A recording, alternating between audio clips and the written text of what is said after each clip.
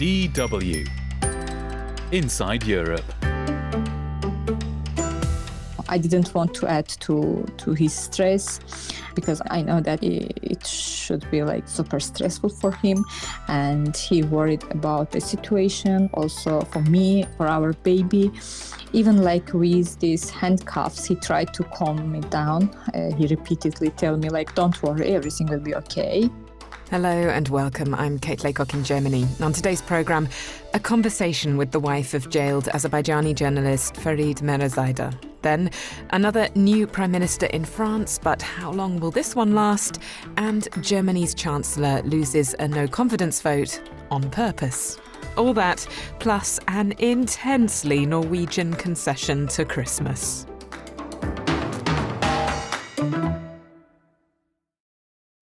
Leaders have come and gone in Europe this week. We'll have more on that shortly, but the story that I most want to share with you right now is this.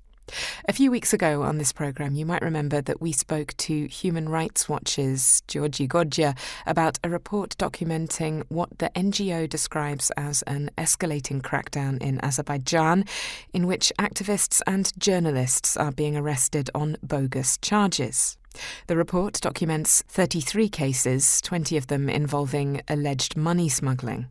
Well, one of the journalists cited in that report is Farid Mehralizada, a journalist with Radio Free Europe, Radio Liberty. On Tuesday, just hours before Farid was due to appear publicly in court for the first time since his arrest back in May, I spoke to his wife, Nagiz Mukhtarova, who took me back to that day, 7 months ago, when everything changed for them. On that day, Farid and I left home together. And during this short drive, we talked about our baby, and I was pregnant, 5 months pregnant at that time. And it was a peaceful moment for both of us. And he dropped me off near his office. He always called or texted to let me know he was safely arrived. After 20 minutes passed and I hadn't heard from him, and I started to get concerned. His phone was off. I tried to call him multiple times, but he didn't get answer. And I started to think about something was wrong with him, maybe an accident or something else. And I decided to go to his office. And I went there and started to look for our car. I didn't see it.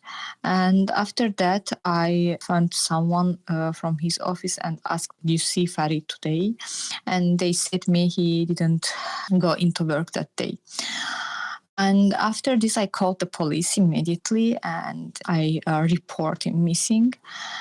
But after several hours, like 4 or 5 hours, I came back to home and started to wait.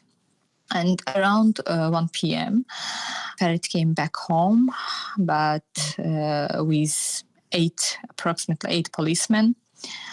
He was handcuffed, and as I said, I was 5 months pregnant at that time. And when I opened the door and saw him like that, I just was to focus on how he must be feel right now. I didn't want to add to his stress, and he worried about the situation also for me, for our baby. Even like with these handcuffs, he tried to calm me down. He repeatedly tell me like, don't worry, everything will be okay. And he was prioritizing me and our baby, and I did the same to him as well. I said like, don't worry, I'm okay, and everything will be fine. At that day, the investigator assured us that Farid wasn't being accused of anything. It's just a procedural thing, and he's just witness, and he would be released that day. But it's already 7 months have passed and he's still not home. And why do you think it is that Farid's journalism made him what we presume is a target of an attempt to silence him that would fit very much into the pattern of the crackdown that has been widely and extensively reported on by organisations like Human Rights Watch? Farid is an economist and journalist. and he mainly do research on economy, social welfare. He always try to make economy easier way to the public. Like, it's really important because there are really few people who can do this. And Farid, which I think makes him unique, he tries to explain complex numbers and translating them into the language that the public can grasp. And I think this is the reason of his arrest. Was there any particular story, do you think, that might have made this ability that he had to make economics understandable to a wider public particularly threatening to the government? Yes, of course. Almost every day he writes articles, he make multimedia content about the social problems. For example, he compares the situation with other South Caucasus countries, and he reveals the fact the government economic policy is not effective. His critics is not only based his words, it's based on facts and data. Even he used the data which our government themselves shared. For example, our state statistic committee shared data about economy, economic policy, and he used these numbers and showed the reality, which I think our government doesn't like to see, the reality. I can hear the pride in your voice, Nagis, when you talk about Farid. Yeah, of course. Tell me a bit about him as a person. How did you meet? As a person, he's a quiet, patient, and incredibly hardworking person. His speeches and writings are bold, but as a person, he's very quiet and calm person. Our love story even began with data.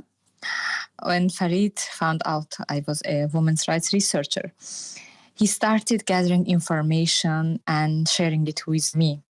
And he always thought it might be useful for me. And I think we love each other with everything, from our passions to our shared values. Both of us believe that in our country there should be someone who can speak out about truth. And this is hard, but we still have hope for the future. Nagis Mukhtarova is a women's rights researcher and wife of the jailed Azerbaijani journalist Farid Mehralizada. Farid is being tried alongside 6 other journalists from the investigative outlet Abbas Media, to which he has no ties. Now, to the arrivals lounge of European power, or should that be the ejector seat? France has just gotten its 4th Prime Minister of 2024, and yes, you did hear that right. I actually went back and checked just to make sure that I'd not miscounted. So, who is François Bayrou, and will he fare better than Michel Barnier, Gabriel Attal and Elisabeth Borne before him? Our Paris correspondent, John Lawrenson, is by now a dab hand at prime ministerial profiles, so here he is with the latest one. With François Bayrou, there comes to the splendour of Hôtel Matignon, the official residence of the Prime Minister, the smell of freshly cut hay, the whiff of the milking shed. Bayrou was born in and is still very much attached to the Béarn, the rural département of the Pyrenees Mountains, the place the Three Musketeers hero D'Artagnan hailed from, and just about as far as you can get from Paris in mainland France. His early life reads like that of the hero of a 100-year-old novel. His parents were farmers. He grew up speaking Béarnais, the local dialect. He did well at school, excelling in French literature, Greek and Latin, for which, in the testing and very meritocratic French school system, he received the highest honours and a high-ranking teaching job for life. But as he was starting out, his father fell from a hay cart and died. For 10 years, he helped his mother on the farm while pursuing his teaching career. His first job in politics was in the Agriculture Ministry, where he wrote speeches for the minister. That was during the presidency of Valéry Giscard d'Estaing, of whom most French people will not have a very clear memory for the good reason that they weren't yet born. For most of the French, François Bayrou has been around forever. which some French people may find reassuring in these politically confused times, and some may find frustrating, as his centrist politics are so similar to those of Emmanuel Macron, of whom he has long been a close ally. In fact, you could say that Bayrou is the original version, Macron the copy, as Bayrou was already a veteran centrist when Macron was still at school.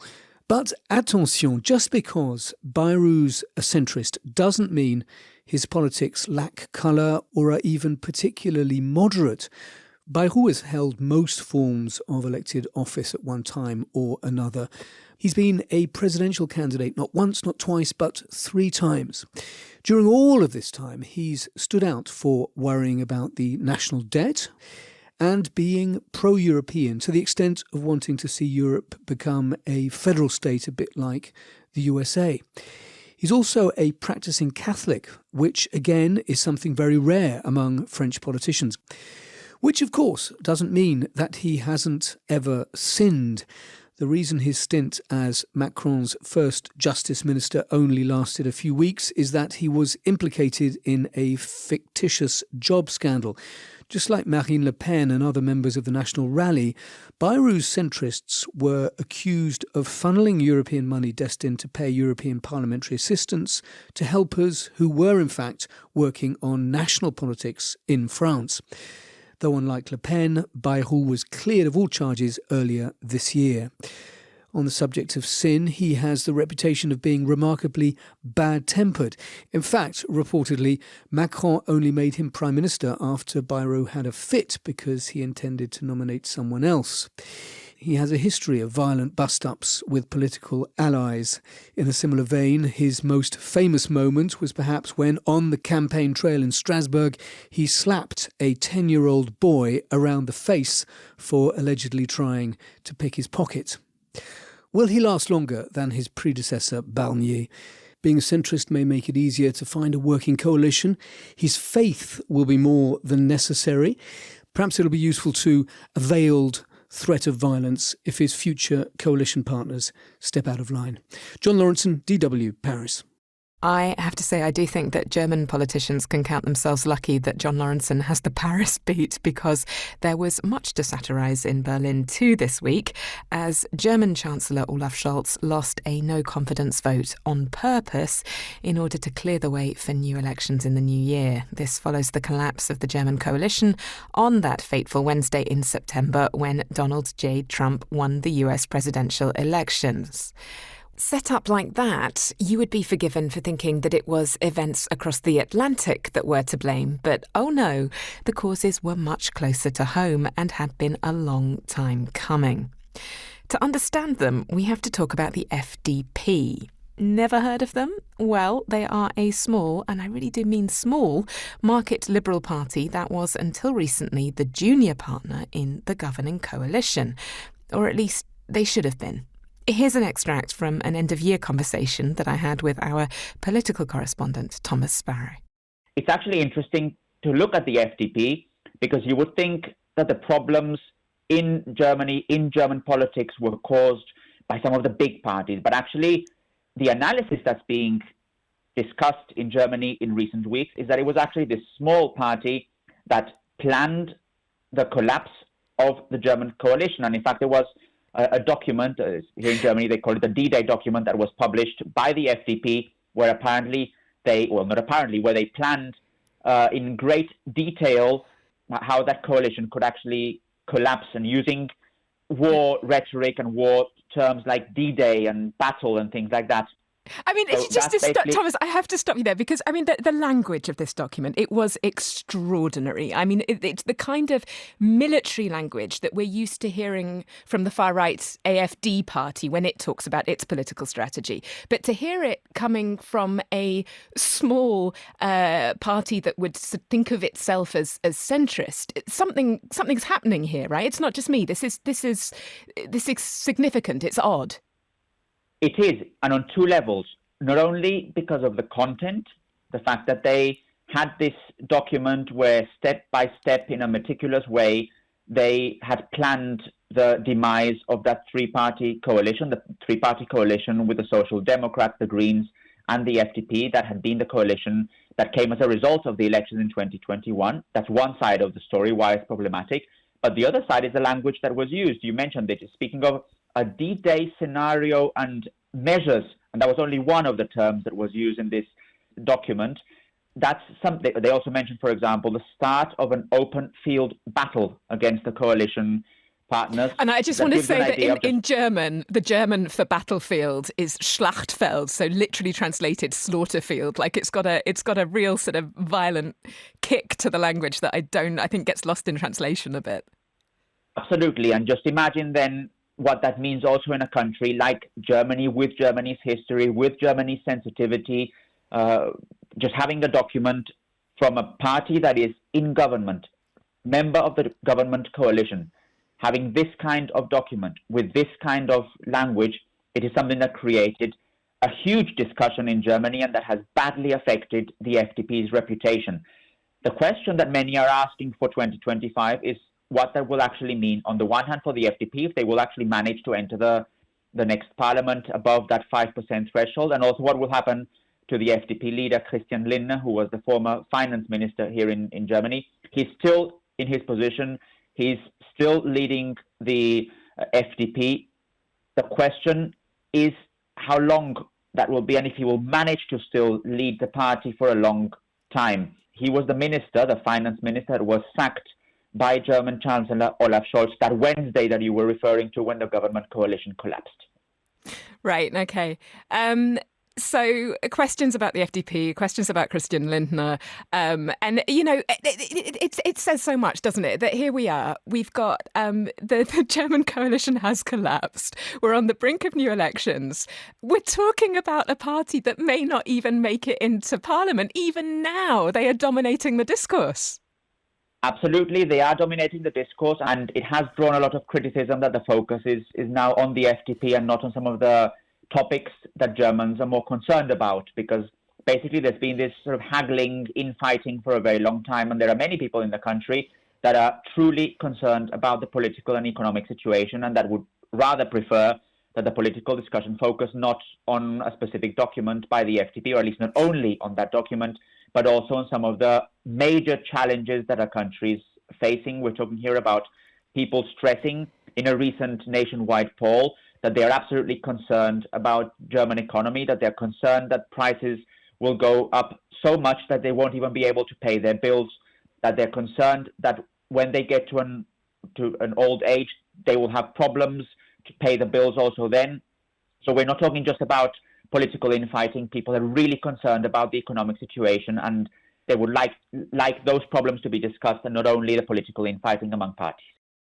Expect to be hearing a lot more from our political correspondent Thomas Sparrow in the coming weeks. Next up, Norwegian Christmas. I'm Kate Laycock in Germany. You're listening to Inside Europe.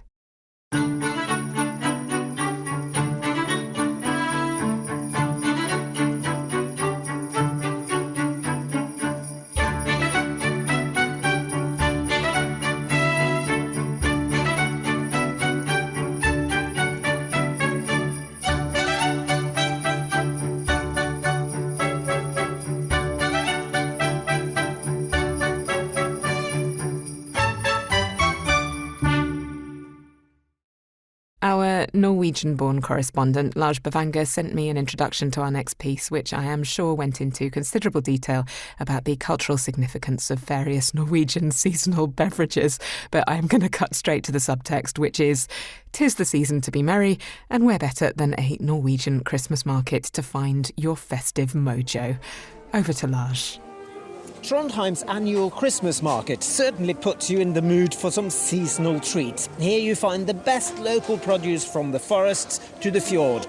This time of year, my compatriots do eat some, well, let's call them interesting things, like dried cod soaked in lye, and then there's rotten trout. But what makes it all go down even better is the drink. So let's start by exploring Norwegian Christmas beer. We're processing this beer right now. That means this is being filtered and made ready to be packaged. Hi, I'm Wolfgang. I'm a brewmaster here at EC Dolls and leading a fine crack team of brewers. In a Norwegian context, Christmas beer is a very rich caramel type beer. So it's sweeter on the sweet side versus the sweet bitterness balance. We're using a lot of caramel malt from Scandinavia. That sweetness is important to balance with the rich foods that are the traditional Norwegian Christmas foods. It's really a beer designed for pairing with food. So how important is the Christmas beer in the sort of Norwegian psyche? I would say it's very important. I mean, the seasons in Norway are also very striking. The summer is completely full of light. In the winter, there's a lot of darkness. And you have the same with the beer, because the beer, you only have the Christmas beer around Christmas. So every serious brewery makes a Christmas beer as well. Christmas has become hugely commercialised here in Norway, like in the rest of the Western world. But brewing a special beer for Christmas is far from some newfangled marketing trick, explains brewery ambassador Christian Berger. A little bit further up north, but still close to the city, a place called Stjørdal. They brew a tradition that actually 1,000 years old. They smoke the malt themselves. A tradition came with the Celts back in the days where actually Trondheim was one of the main capitals in Europe. It was typically done in farms. A lot of people were farmers back then, and there was a penalty for not doing it. Yeah, actually in Gulating law, the laws were it was you had to do it, and you had to do it as much beer as the weight of the husband and wife on the farm. If you didn't do that, you would get penalties. First, you could get a penalty, and if you still didn't do it, you could lose your farm, and sometimes you have to leave the country. Fun fact, midwinter celebrations became Christmas with the Christianization of northern European countries in the 11th century, but not here in Norway. Brewing beer midwinter was called brygga jul, and to this day the Norwegian word for Christmas is jul.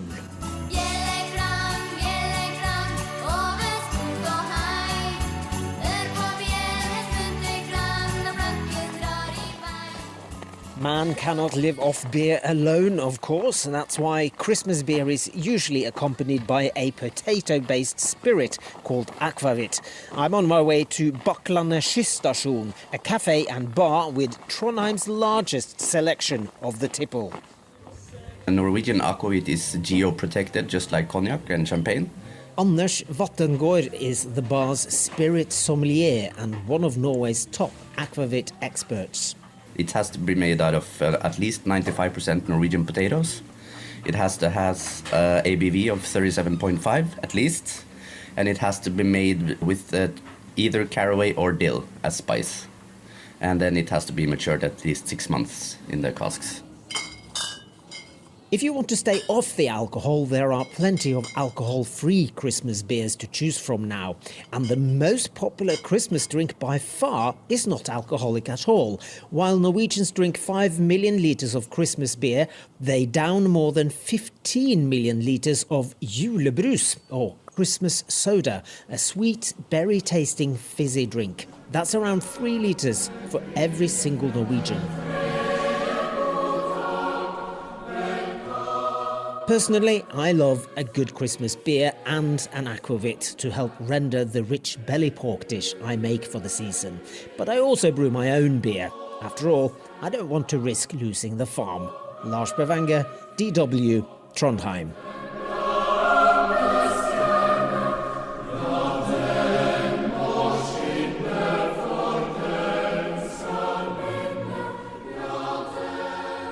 Hand me a Glühwein, somebody. This is Inside Europe, and I'm Kate Laycock in Germany.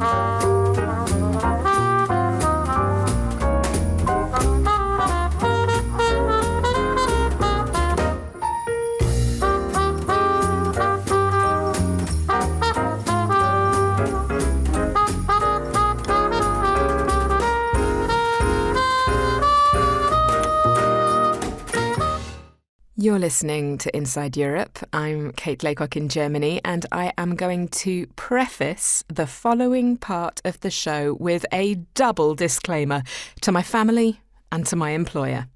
The decision to run an abridged episode of DW's podcast Don't Drink the Milk's take on the topic of invisible labour was taken with no agenda other than that of joy, pure festive joy, because what could be a more joyous Christmas pastime than delving into the history of the great Icelandic women's strike of 1975? Genuine question there. Over to Rachel Stewart and her team. In Iceland, there's always wind. But everything was still. And it was unbelievable. It was like the time stood still. We wanted it to be known and understood that society couldn't function without our work, both outside in the work field and also in the homes. If we didn't take care of the homes, what happened to the children? Who cooked, who looked after, who cleaned, and also out in the societies that it would stand still if we didn't show up. And it worked. It worked. On October 24th, 1975, the women of Iceland walked off the job. They left their work in shops and schools, on farms and fishing boats. They dropped their kids at their husbands' offices. They abandoned the housework and they walked out the door. Well, I was then a schoolmistress of the art school, so I went down to the school and the women students, they were painting placards and I was just looking after everything was fine and everything was happy. And then you just went downtown and your eyes got bigger and your mouth fell sort of open. When you saw all these women coming from all sides, down all the streets, all sort of streaming into the middle. It's very difficult to describe it because it was so big. I think everyone was equally sort of surprised. There wasn't anger either. We just wanted equality. That was it. It was more this feeling like I say, it was a day of the now. There was no past, there was no future. It was just happening now.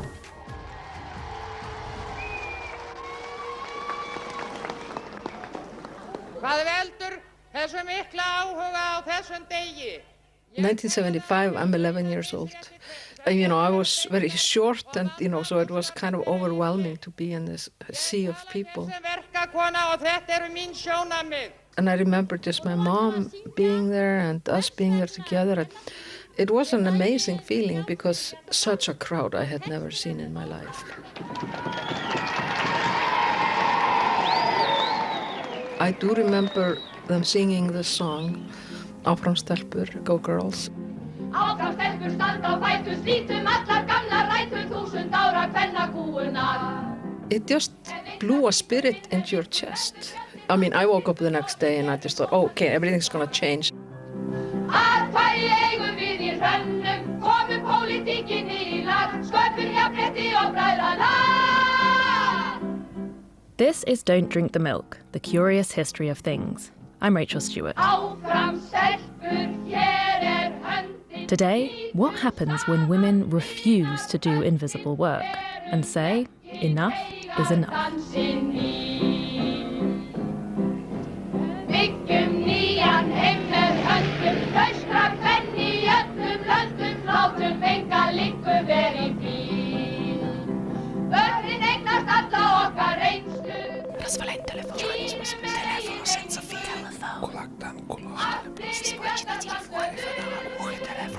Don't drink the milk. So, We follow familiar things around the world and through time on this podcast. Today's topic, invisible work, it feels a little hard to visualise.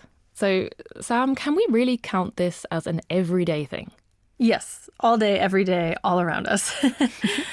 To help you with that visualization, though, I collected a few examples. First of all, I would like to say that my husband is great and he takes very good care of our daughter. However, I'm the one responsible for organizing activities like swimming and gymnastic classes and music classes, and I made sure she got a spot in daycare and later in preschool. Which sounds like a simple task, but actually took contacting over 60 places. So every day I have to check in their school planners if the teacher has written a to-do for me and do the to-do at 9 p.m. or 10 p.m. in the evening. Constantly making sure you have a snack on your person. Do I have enough time to make dinner if we have an appointment? Or do I need to cook something that day? That means we have enough leftovers. If we're going on a trip, it begins and ends with me entirely. I'm the one who trims our daughter's fingernails and toenails. Childcare.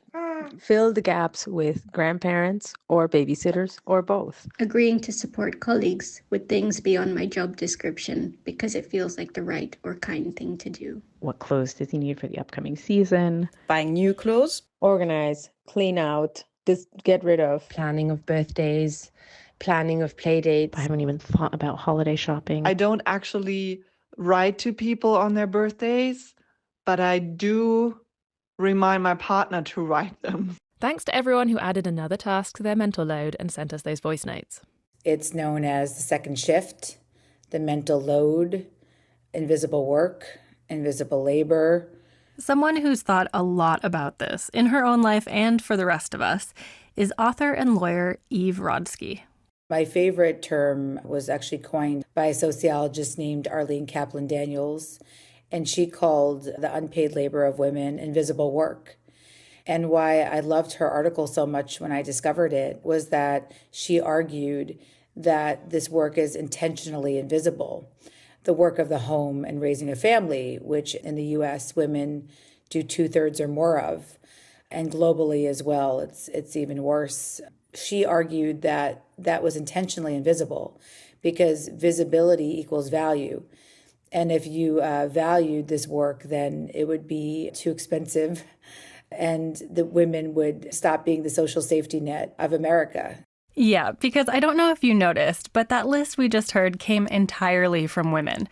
Women are shouldering way more of the burden of this kind of invisible work, regardless of whether they also work outside the home and regardless of if they make as much money as their partners. Women say to me that their mind never shuts off, that their work is never done. And so that is a recipe for a lot of mental health implications and physical health implications. Now, of course, women have been protesting for equality for a long time. But despite all the progress that women have made in the last century or so, invisible work deserves a closer look because it's still eating up our time, our brain space. The reason is we fundamentally view women's time differently than men's time. And what I discovered doing this research for 10 years is this fundamental discrepancy, which is that women's time is viewed as sand, as infinite, and men's time is viewed as finite, like diamonds. And we start to say things to ourselves like, we're better multitaskers. Well, my partner's job is less flexible than my job. We say, yes, we're both colorectal surgeons, but my partner is better at focusing on one task at a time, and I can find the time. But I think what I'm here to tell you is that there's actually no way to find time. There's just different ways that women are expected to use their time. And that's what we have to dismantle. And that's why this topic is, I think, so hard. That's why today we're on the hunt for solutions to this age-old problem. We want to know, has any country actually cracked it? And do the answers translate? First stop, Iceland. My name is Auður Hildur Hákonardóttir. Hildur means someone who goes into battle and intends to win it. You heard from Hildur at the beginning of the episode. She'd lived in the US and returned to Iceland in the 60s, feeling inspired by a new era of activism.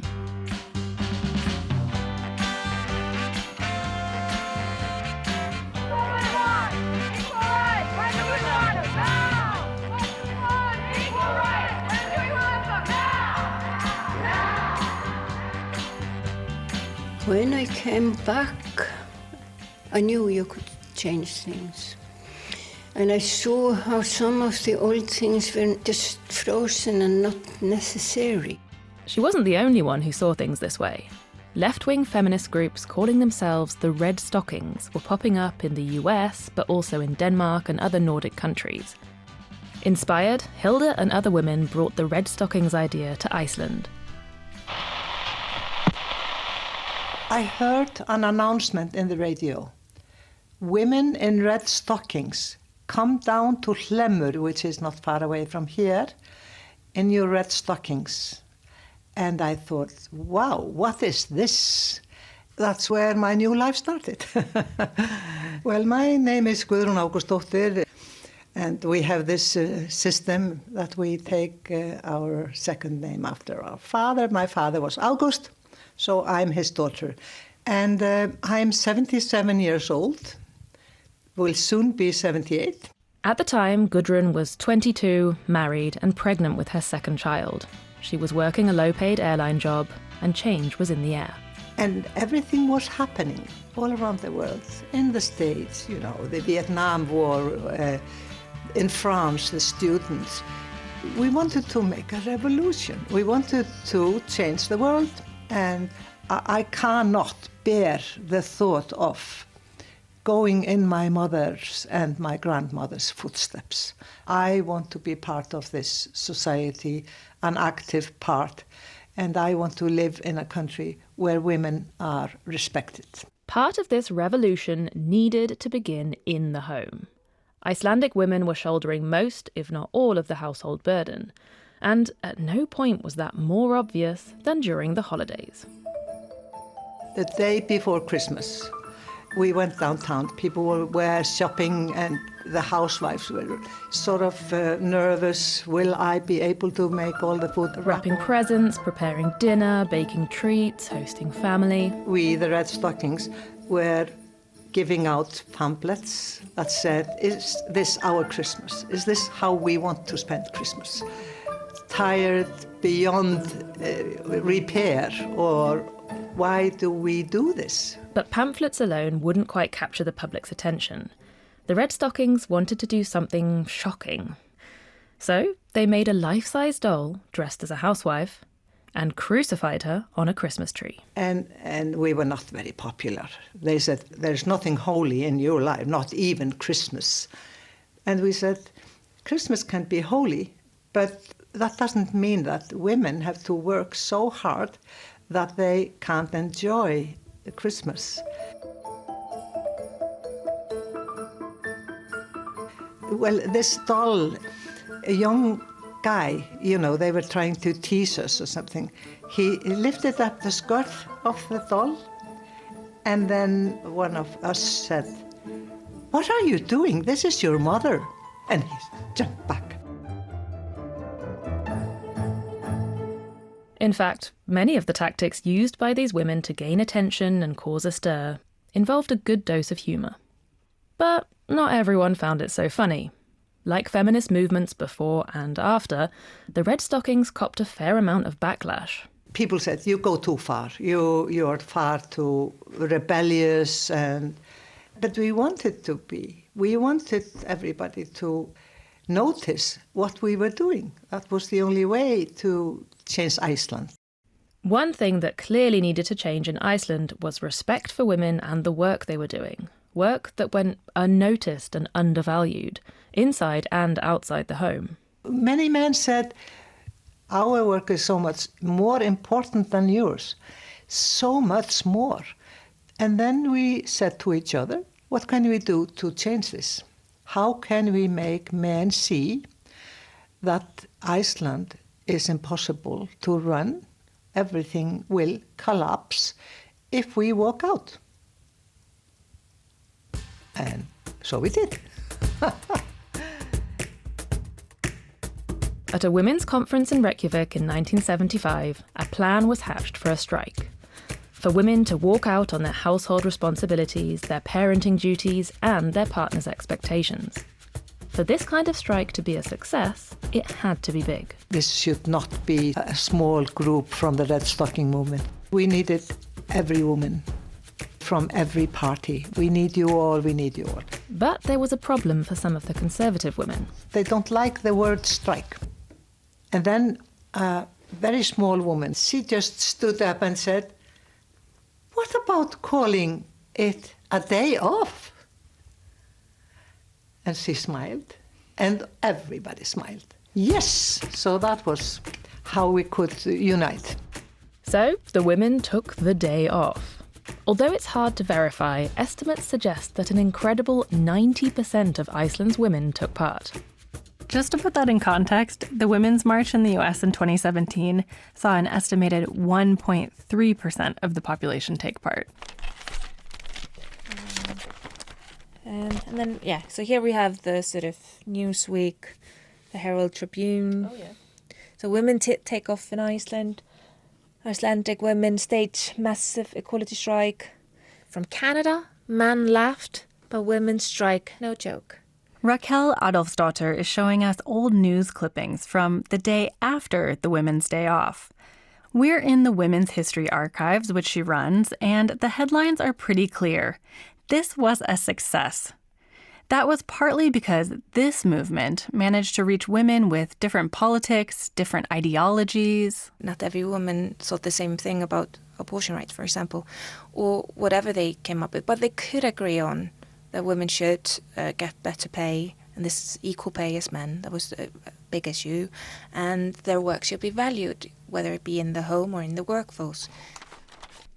She leaves through some pictures from the day and points out women not just from all across the political spectrum, but from all walks of life. You know, you had the older ladies and you had the workers, you had students, you had young mothers with their babies in the pram. Teachers, for example, they were a big part of it. Women from theatre, women in music, farmers. And also the housewife. Iceland is a cold but beautiful volcanic island that feels like you're about to fall off the edge of the earth. So what made this place the perfect spot for a feminist revolution? Well, first of all, it's a small community. I think that also helps. It's a community of neighbours, but also of sort of relatives. And what they did, they just called everybody.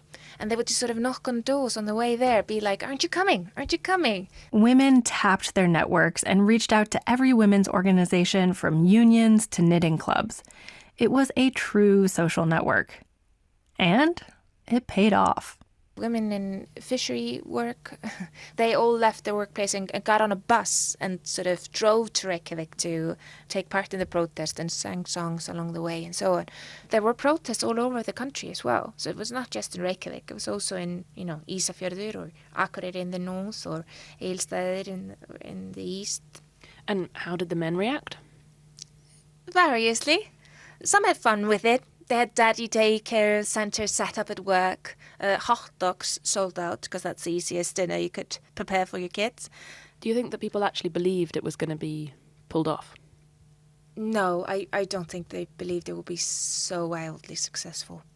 But I also something turns in the atmosphere and it's easier to go when everybody else is going. I think we had no idea how big it went so far from what we had even, I think, imagined, or I had imagined. It was just a miracle. But if you do things in the right way at the right time, it happens. So I'm holding this album, a vinyl album they made for the day off. And it says "Áfram stelpur," and that means "Go girls." Í augsýn nú frelsi.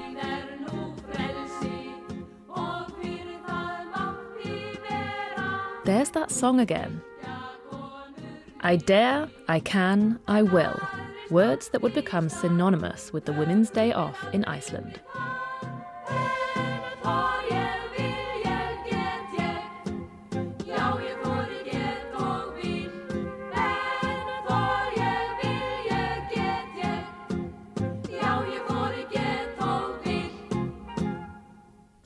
Following the Women's Day off, things in Iceland really did start to change. The government set up offices for equality, and you could also come there and complain if the new Equality Act wasn't being followed in any workplaces or wherever. Women started to seek education. They flooded into the universities. And just 5 years later, in 1980, Vigdis Finnbogadóttir became the first democratically elected female head of state in the world. Gudrun remembers the night well. I was alone at home with my 2 girls, and I slept in the middle, or didn't sleep. They slept. And when the news came, I of course cried. I cry sometimes when I'm happy. I looked at them both and thought, your life will be so much easier than ours and our mothers and grandmothers to have a president elected, the first in the world, here in Iceland. Icelandic voters would go on to elect more women to parliament, particularly those who ran in the Women's List party. Today, the gender divide in the Icelandic parliament is just about 50-50. And Hilda makes another interesting point. When I'm talking to the older men up at the senior center, I have realized that, yes, they got the good jobs and all that, but then they had to stay at their jobs every day out and day in. In a way, I think maybe that they also won, because when we partook more in the official running of society, also that freed them from some of the stress. So I think everyone won. I think people are missing the fact that women are getting smart to the fact that there's 2,000 items of that cognitive labor that they would be responsible for if they choose to have a family. But we have to just acknowledge the reality that marriage is a very, very, very prominent institution. And so to ignore making that institution more fair makes absolutely no sense to me. We'll come back to those 2,000 tasks and responsibilities in a second. Here's Eve Rodsky again. In 2019, she published a book and game called Fair Play. It offered a new idea for how to find a fair balance of work in a household between 2 partners. In her own life, and those of many women around her, Eve realized that working moms and stay-at-home moms alike were feeling deep resentment towards their male partners, reaching high levels of burnout, and in some cases, even their breaking points. All this became so obvious to her one day when she joined a bunch of friends on a breast cancer march. And we were covered in pink glitter, carrying signs. But because it was a Saturday morning, and I was with 10 women, not all married to men, but most were, when everybody got silent around noon, texting their husbands back when their husbands had sent them things like, where did you put Hudson's soccer bag? Or what's the address of the birthday party? You didn't leave me a gift. Or my favorite was my friend Kate's husband. Remember, this is noon. He texts her, do the kids need to eat lunch? So because her friends couldn't be sure that their kids would be fed lunch, they skipped lunch with one another that day. But what I did that day was I had them help me count up how many phone calls and texts we had received before they left. And we had 30 phone calls and 46 texts, I believe, for 10 women over 30 minutes. And so that began this idea that visibility equals value. Like Icelandic women decades earlier, Eve figured out that she needed to make the invisible visible. One way to do that? Write it all down. So I started to ask, what is invisible to your partner that takes you more than 2 minutes to do? And over a year, I collected 98 tabs in an Excel spreadsheet and 2,000 items of invisible work. But Eve realized that making this work visible wasn't enough. To actually change her situation, to make a functioning home tenable, she came up with a game that boiled those 2,000 tasks of invisible work down to just 100 cards that you divvy up with your partner. The person holding any given card has to take full ownership of that responsibility. And when I would ask people questions like, who handles groceries? What was happening to women married to men, and when I spoke to the men as well, was that they kept saying both. We both do. They called it the both trap. And so what I did was ask a question that literally revolutionized my life and I think the data, which was to go back and ask them, how does mustard get in your refrigerator? She asked this mustard question all around the world, in Germany, Japan, China, and Norway. Okay, she modified the condiments to local tastes. But you know what? There was a pattern. In all of these countries, women were the ones knowing that their second son, Johnny, likes yellow mustard. Not Dijon, but yellow mustard with his protein. Otherwise, he won't eat it. And then they were monitoring that mustard for when it ran low. And then the reason the both trap came because men were reporting that they go to the store to go pick up the yellow mustard. So conception and planning were staying with women, whereas men were helping with execution. But the problem is they're bringing home spicy Dijon.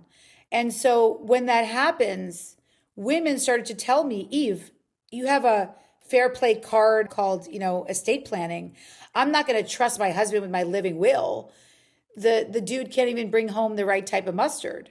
So Eve wrote rules into her game that whoever held the grocery card had to own it from start to finish. It's this concept of owning a task that's helped get men on board. No more feeling nagged to do something. And it lightens the mental load for women. But some female readers question why they were the ones having to start this conversation. How does change happen? Change happens because the oppressed are the ones who change things, right? I mean, factory workers strike. It's not because, all of a sudden one day the CEOs of car manufacturers say, you know what, I actually think we're not giving a living wage to our employees, right? It just doesn't work that way. So women are the ones shouldering this unpaid labor. And so I think we have to remember that it's very hard to do the work of trying to change systems. And Eve admits that getting men bought in has been difficult too, but not impossible. And men who have embraced this idea have given pretty positive feedback. She even told me about the reaction of a few male influencers. And they will look at their audience and say, there's not a day in my life I've ever regretted being the tooth fairy for my kid. There's not a day in my life that I've ever looked back and say, I regret the fact that I took my kid to school. I think that the more we start realizing that housework and chores, the way we've been talking about it, is completely wrong. And we need to blow that up and look at this as not just a factor of inherent fairness, but a factor of love, connection, strengthening our institutions, health, humanity, raising the next generation. Then I think we will finally center this conversation that has been absent. That timely exercise in consciousness raising was produced by the wonderful Sam Baker, who gets double credits this week, and hosted by Rachel Stewart. Thanks to Iceland's RUV Archive for broadcast material from the Women's Day Off. You can find Don't Drink the Milk, The Curious History of Things wherever you get your podcasts. Inside Europe will be there to be found too, of course, and our team this week was me, Kate Laycock, with help from the aforementioned Sam Baker, and sound technicians Thomas Schmidt and Syed Abu Sleiman. Inside Europe comes to you from DW in Bonn, Germany.